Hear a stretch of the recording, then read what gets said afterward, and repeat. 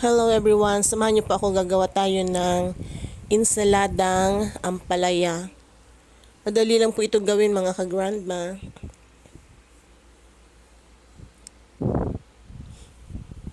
So, umpisahan na po natin ang paggawa ng insaladang ampalaya. Meron na po ako ditong na-slice na ampalaya. In-slice ko na po siya ng maninipis.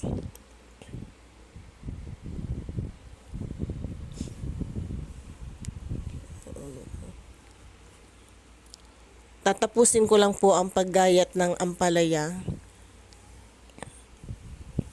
Hindi ko po kasi naumpisahang kuhanan ng video yung paggayat ng ampalaya. So, eto na po yung ating ginayat na ampalaya.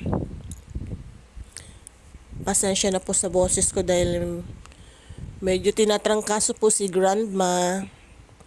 Lalagyan po natin ito ng asin. Rock salt po ang gagamitin ko, asin. Pero iodized salt po ito.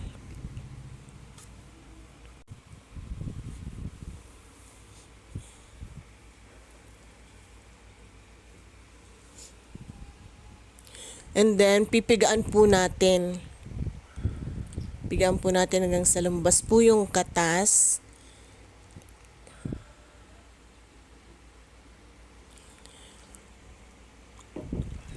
Anyway, bago ko po ito ginayat na ampalaya, hinugasan ko na po ito. Malinis na po itong ampalaya bago po natin in-slice. So, ayan, pinipigaan ko na po yung ampalaya. Para po pagka nilagay natin yung ibang ingredients, hindi siya sobrang pait. Tanggalin po natin yung katas. Sabi nila natanggal na daw po yung vitamina.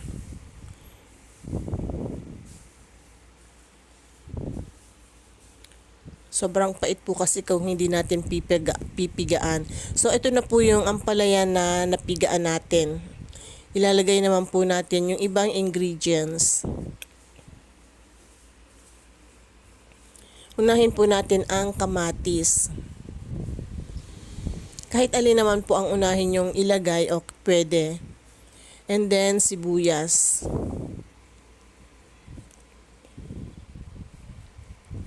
Susunod po natin yung bawang. Pwede naman po kayong gumamit ng garlic powder, garlic onion.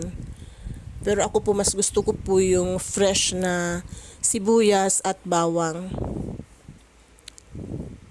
Depende po sa inyo kung ano pong ingredients ang gusto nyong ilagay sa inyong insaladang ampalaya. And then, lagyan po natin ng asin.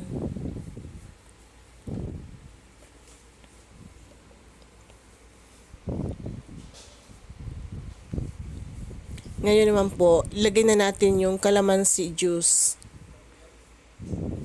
Yung iba po, suka ang ginagamit nilang pang-asin. Pero ako po, mas gusto ko yung calamansi juice. Ngayon, i-mix na po natin hanggang sa mag-incorporate lahat ng ingredients. And then, ganun lang po kadali, ganun lang kabilis gumawa ng insaladang ampalaya. And ready to serve na po. Kung meron po kayong inihaw or mga pritong isda, pritong karne, masarap po itong i-partner. So, ito na po yung ating insaladang ampalaya. Sana po nagustuhan nyo ang video na to. At kung nagustuhan nyo po, huwag kalimutang mag-like, share, comment, and follow. See you again on my next video. Thank you for watching. Bye. God bless everyone.